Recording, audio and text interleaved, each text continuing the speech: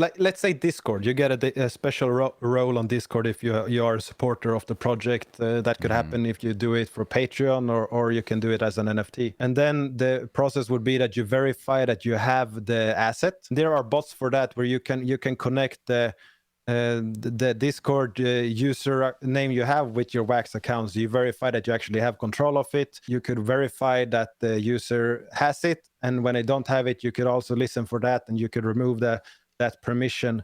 So this could be done on blockchain smart contract level that listen for the notifications for movement of the assets, or you could do it off chain by using one of the streaming APIs or things like that.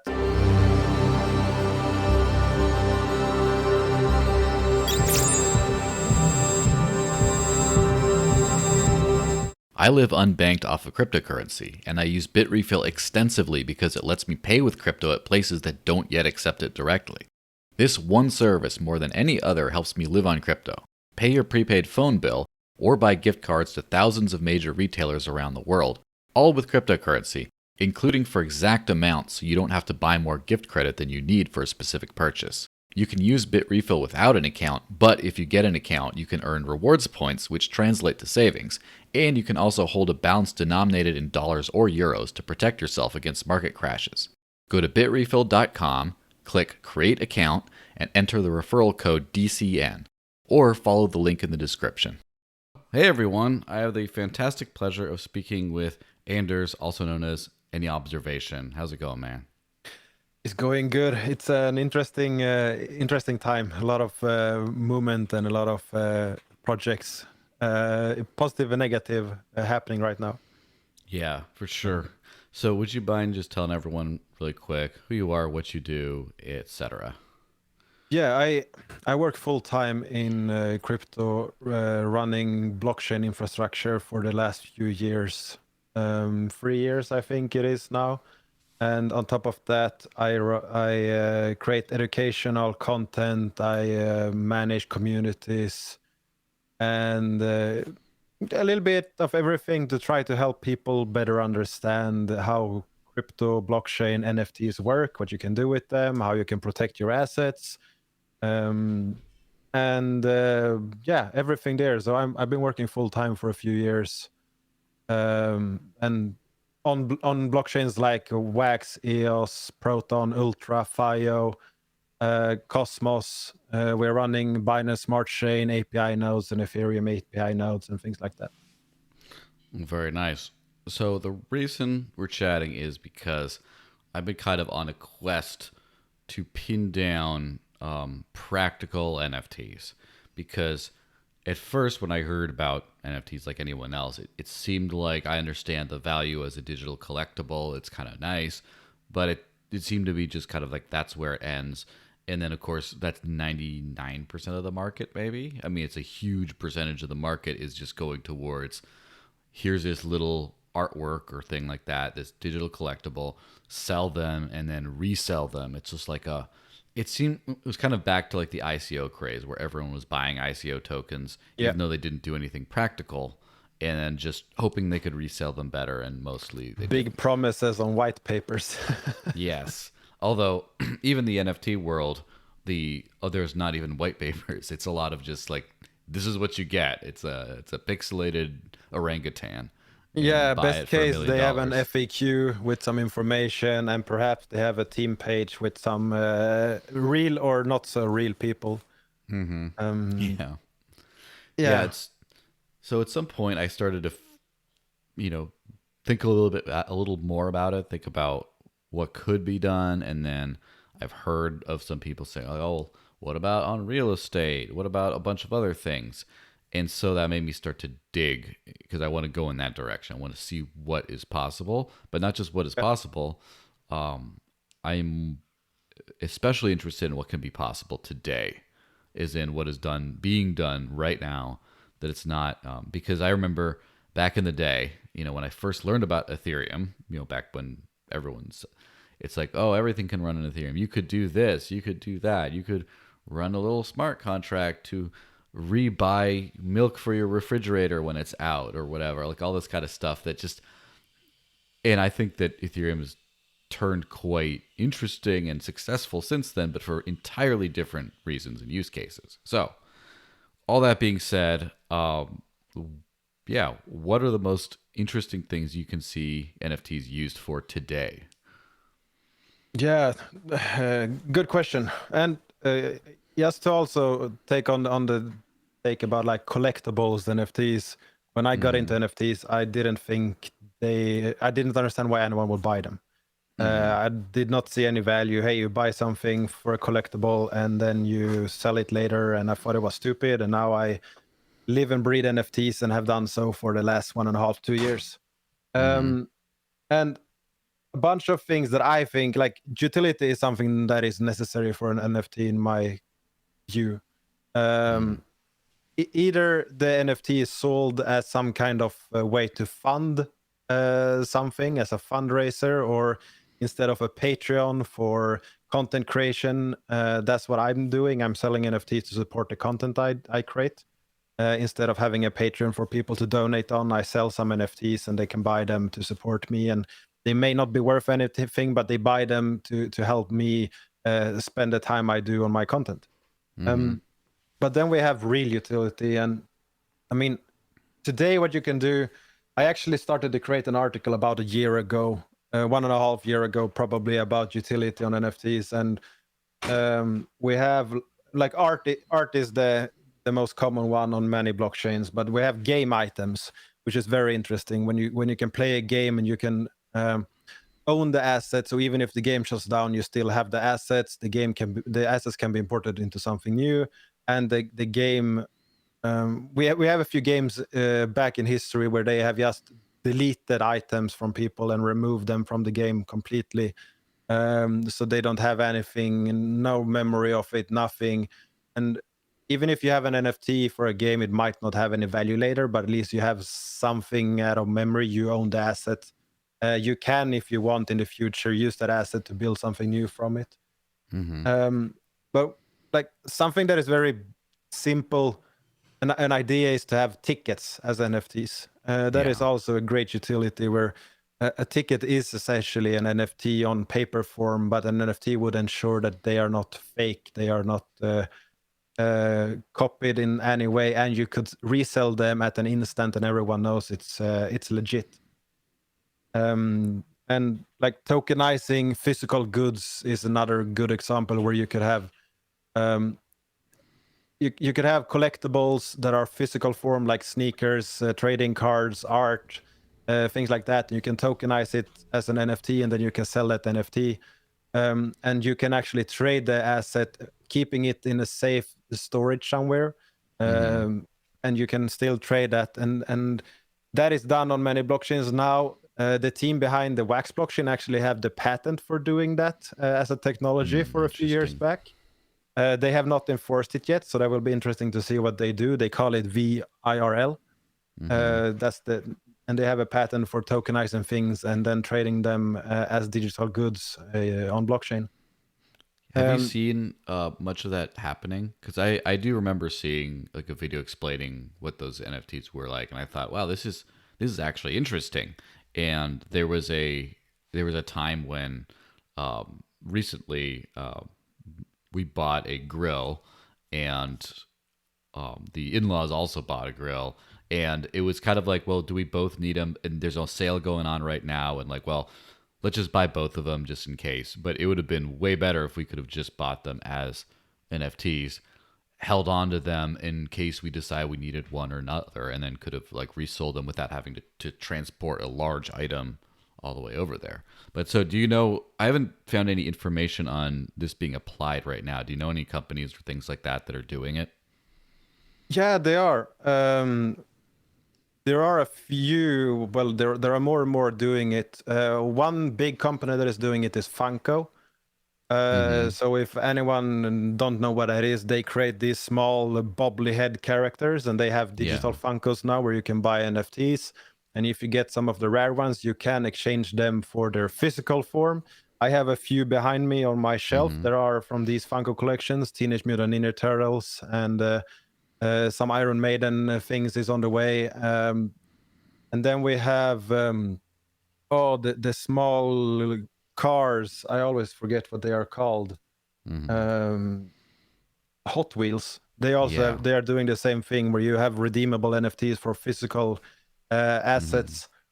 And then there is a company out of the US that does this for collectible cards, where they fractionalize the collectible cards and then allow them to trade them inside their app as NFTs, which is very interesting as well. And then there are a bunch of other sneaker projects and things like that doing this. But I don't know. It is growing. It is coming more and more. I don't know what that means in the long term. I find it very interesting that being an NFT fan, that I can buy NFTs, trade NFTs, and then I can redeem it to get my digital Funkos, for example. I'm not a collector, but I find it interesting, so that's why I have them behind me on my shelf, because it's fun. Yeah. And I think that will grow more and more. Like, I see something in the future where we have a museum where each piece of art in that museum is an NFT, and you can actually sell fractionalized art pieces in the museum where you own it, but the museum has the rights for it and they protect it. They have the insurance and everything. But you have the ability to actually own things in a safe and secure location. And that is a fun little tokenized way you could do with art or collectibles in physical form in some way. Yeah, so it's almost like I know that some people have, from in the precious metals world, buy and trade gold and silver and things like that, and it's very in small pieces. It's fine to transport, but when you're starting to have like big old bricks, they're left at a vault somewhere, and you just kind of trade ownership for that. And having an NFT for gold ownership, for example, just say like, this means I own this, and you could just transfer the rights everywhere. That kind of makes sense. So you mentioned, sorry, go ahead. No, I was just gonna say that, yeah, they do that, and then you have to trust the company that does this in the background, and that is how you can trade, because they have a centralized entity that does this, and it's the same thing, except that NFTs are a more decentralized way to trade these. Yeah. Yeah. So you mentioned the Wax blockchain in particular, and as we were discussing before, when I started trying to get into NFTs and get into the space, obviously the top of the heap is Ethereum, and that was instantly ruled out because I haven't been able to transact on Ethereum in many years, and I'm just not into the whale games, right? And so, and then from some mutual friend suggestions and stuff, I looked into Wax, and it seems like there's quite the underground, I won't say even see underground, but there's quite the community around a project that the regular crypto people, right, the people that look at like the top 50 coins on CoinMarketCap or whatever, just have no idea even exists.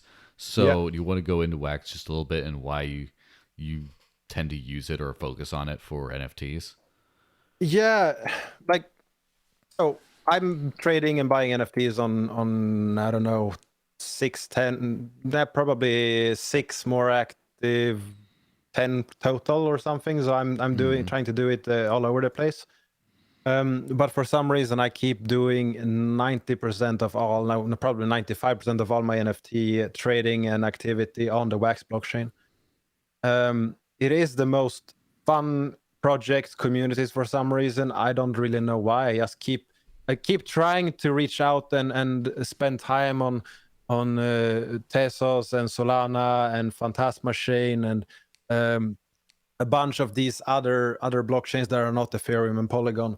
But I keep just coming back, and I don't really know why. It's something that attracts me, and we have, like, if you like collectibles, there are a lot of big brands there. Funko is dropping NFTs with big names like Scooby-Doo, Nickelodeon, Transformers, Iron Maiden, Turtles, things like that. That Atari has dropped NFTs, Street Fighter NFTs. Yeah, that's from Atari. We have Hot Wheels NFTs as well on Wax, and Topps has dropped the MLB Series 1, and they have dropped the Garbage Pail Kids, and there's a bunch of big brands. And then there is a lot of play to earn games and NFT based games, which are not directly play to earn, but they use NFTs in their games. And that is something that is growing. There is a really high end, compared to other crypto games, it's a high end FPS game where you can actually go and play it. It's smooth, it's very nice. It's a mixture of Counter-Strike Go and Quake, in my opinion. I just had a tournament in that, and there was a lot of fun. So it's a very competitive game. You can there are a few glitches in it, but it's comparable to how you actually play a real first-person shooter game. And then there are a bunch of card games and your basic play-to-earn games that you can see on Binance Smart Chain and Solana, Ethereum, other things where it's mainly card games, or it's just a button which you do an action and then you wait a time and then you do an action and you wait a time and do another action.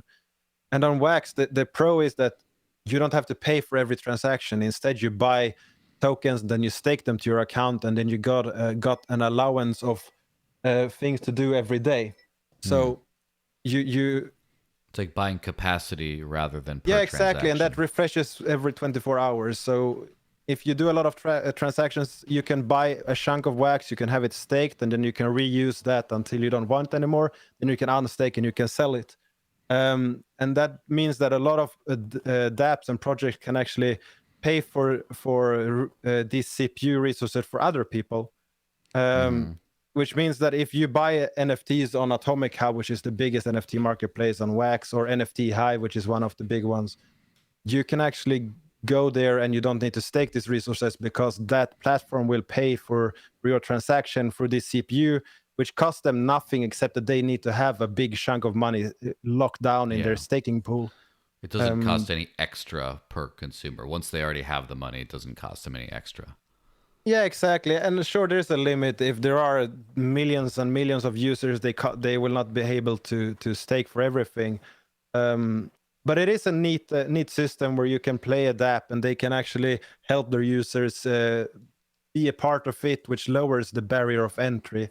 You can get started, and you don't need to have a big chunk of money to get into it, which is very attractive for me. I find it insane to go when I bought NFTs on Ethereum, and you pay $250 for the minting transaction, and then you pay another few $100s for the actual NFT. It is not attractive for the majority of people unless you have a lot of crypto money from the start. Yeah, and that kind of leads to those different use cases, I guess, right? Where I don't know how many, play to earn type games would use Ethereum NFTs if just the cost of shuffling them around is very, just prohibitive. Yeah. Yeah, it is. And I mean, on Wax right now, I think there are like 250 million NFTs or something around these numbers, which means it's a lot of them. And it's an active traded market. So there's a lot of NFTs trading daily. Today, there has been 40,000 NFT sales alone just the last 24 hours. And since the transactions are free, you can actually go down and you can sell an NFT for just a few cents, and it's still a profit. And sure, the older projects that are not as attractive for the community right now, they don't trade as much as the new and shiny projects.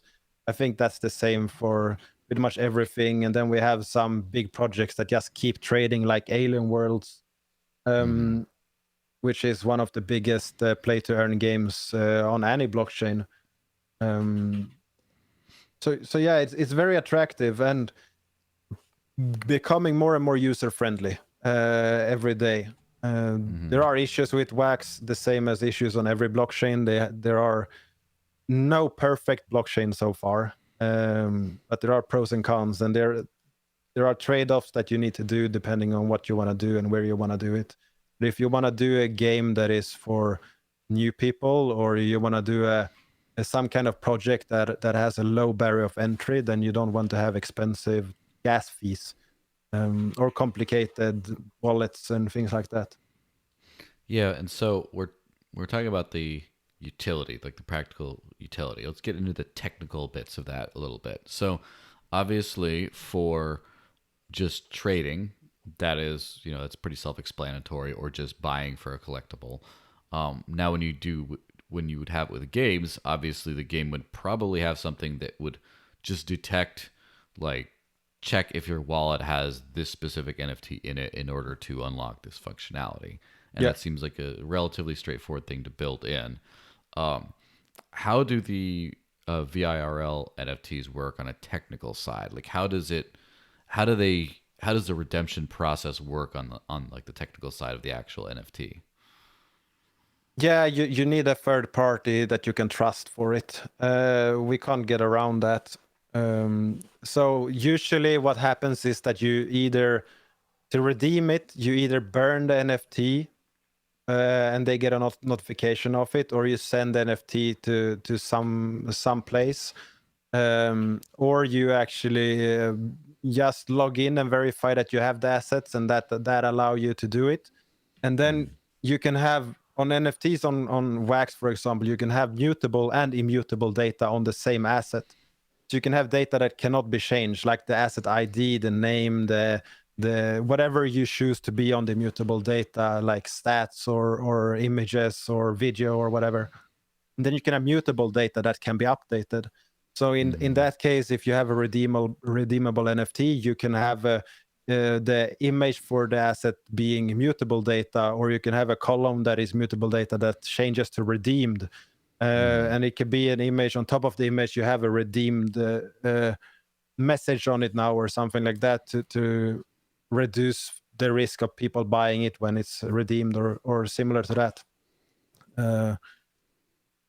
So, but mainly for all the worlds that I've seen now, there is a company behind it that has the stock of the asset in a warehouse or similar, and you communicate with them either through their website or through another function they have, and you verify that you have the NFT. You fill out the shipping information.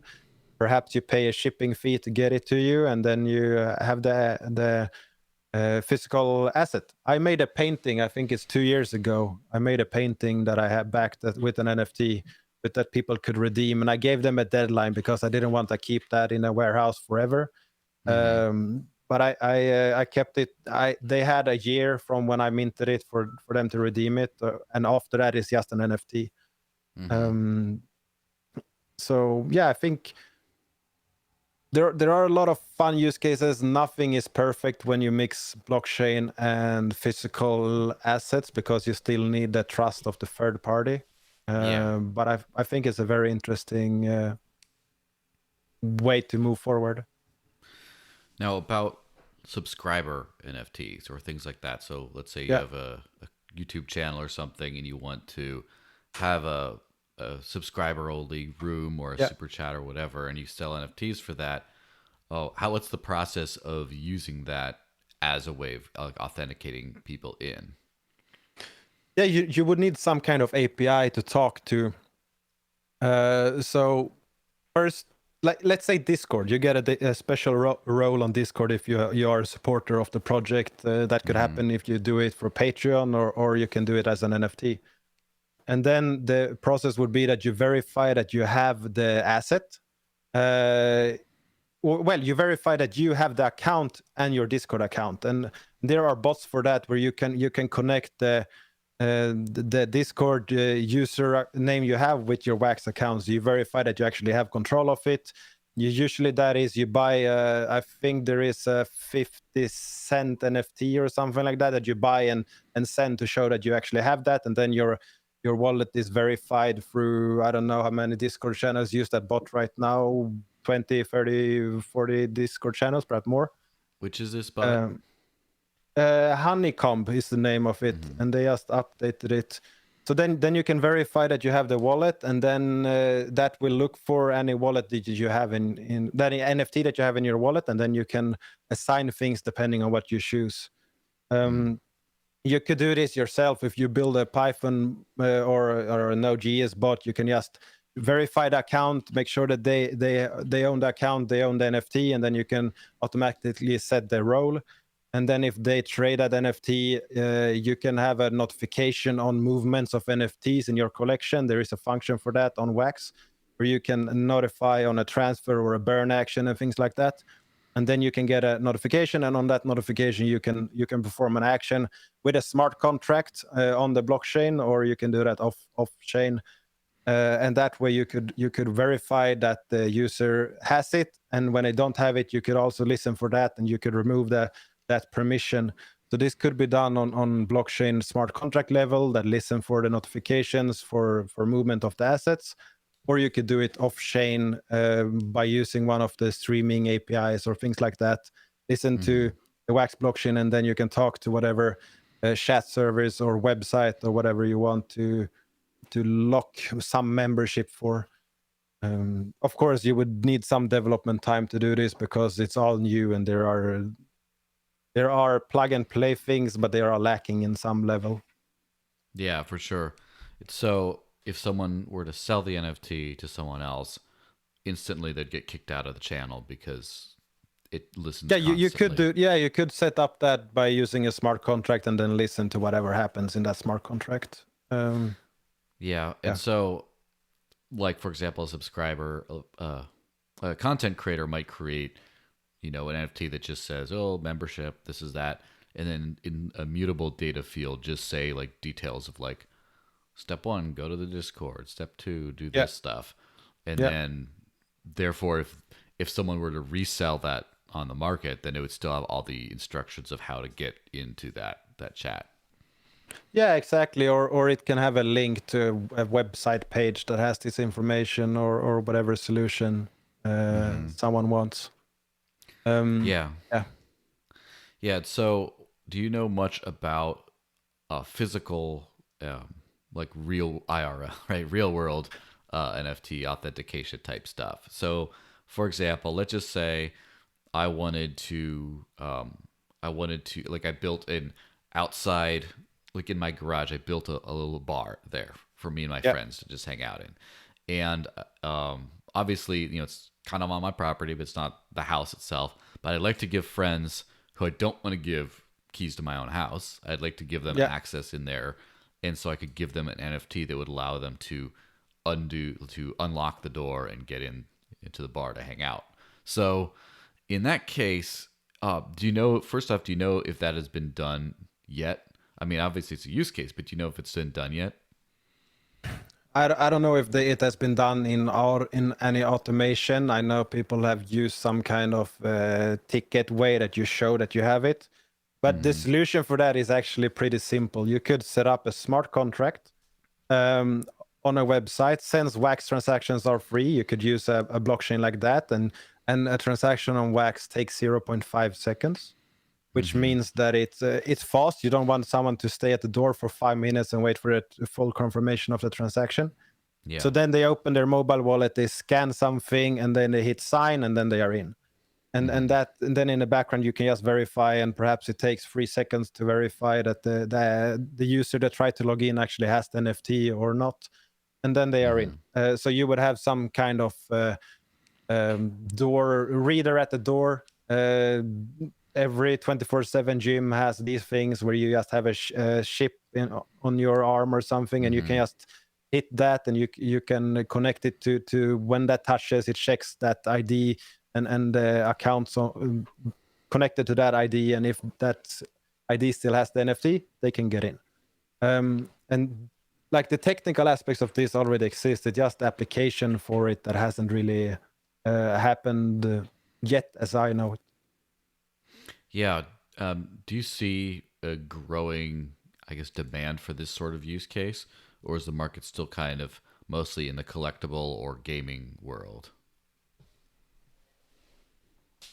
Good question. Majority of people are still not interested in these kind of things, but I would say that if you package this well, they wouldn't even need to know that they have an NFT. So you could use this for any type of membership for any gym or similar to that, where when they sign up, they get an account, and that account is actually on a blockchain. The membership is an NFT. They just have that in the background, and if they in the future want to sell their membership, hey, it's 6 months left, they could just sell this NFT to someone else. And then the gym could have a 15% on each secondary sale or something to get some income from a new member coming. And then it would work automatically on the new user. And that could be for any type of membership service. And I don't know anyone that is doing it, but I don't see why people should not do it either on their own blockchain or on a public one that is fast and cheap to use. And there are many options for that. Yeah, the resale thing seems to be where the money would be at for someone, because if you're talking about tickets, even like to a concert where they have ticket scalping all the time, and the people who sell tickets don't like scalpers because they make it harder for the people that they wanted to reach to receive the tickets, and then they make a lot of money, and that could have been made by them, and it's a little annoying. But and they could force in their 5% or 10% share on the secondary markets, and that is an incentive for them to actually encourage this. They make more money, but it's more of a punishment for those that just buy it to sell it.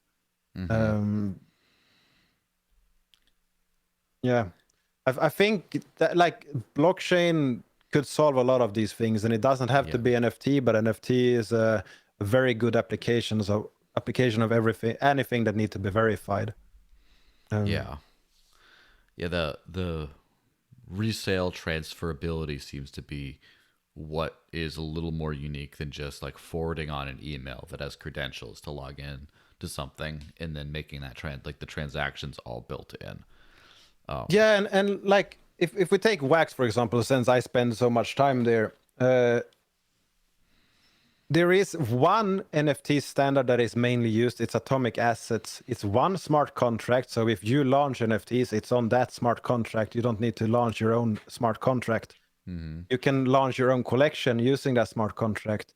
And what they also have is an Atomic Market smart contract where anyone can sign up to create their own NFT market and get the same liquidity as everyone else.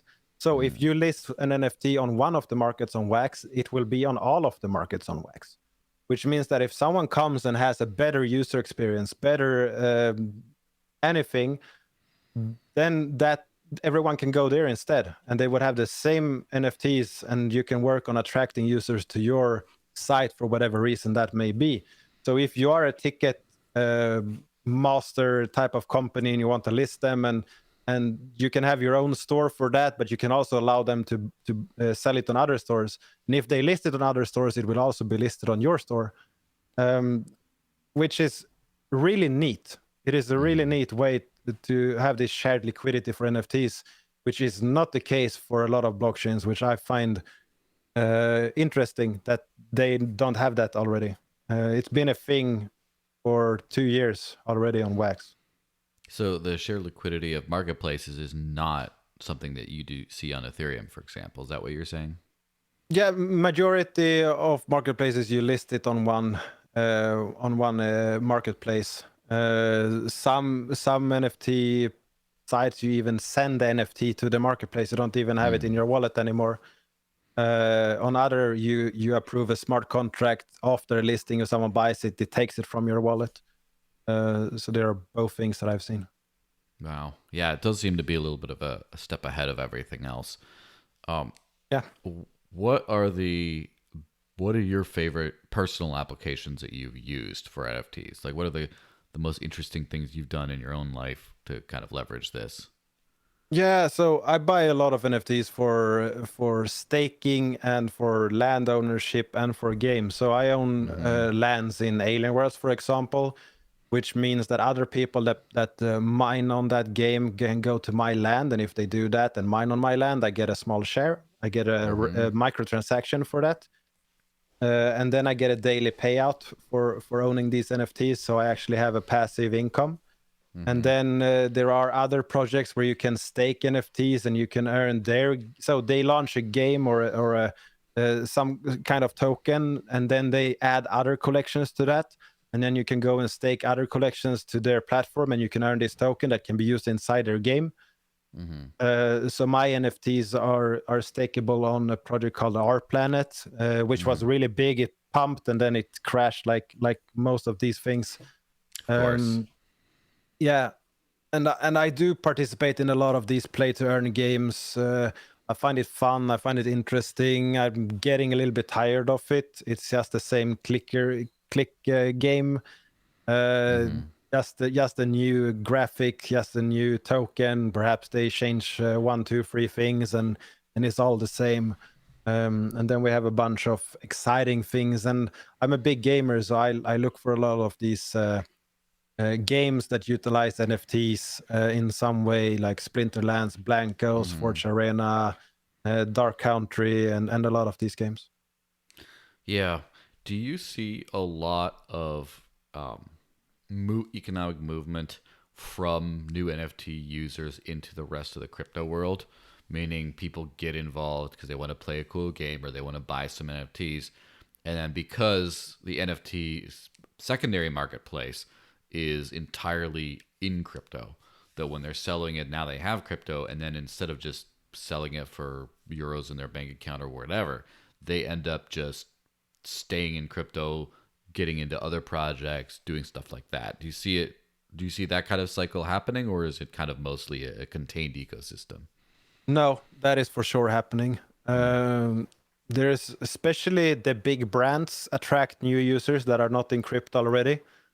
Because they recognize the brands, they're a fan of it. Like Garbage Pail Kids, when that came, it brought a ton of new users that just love to collect the Garbage Pail cards that are a Tops project way back, and they released that again.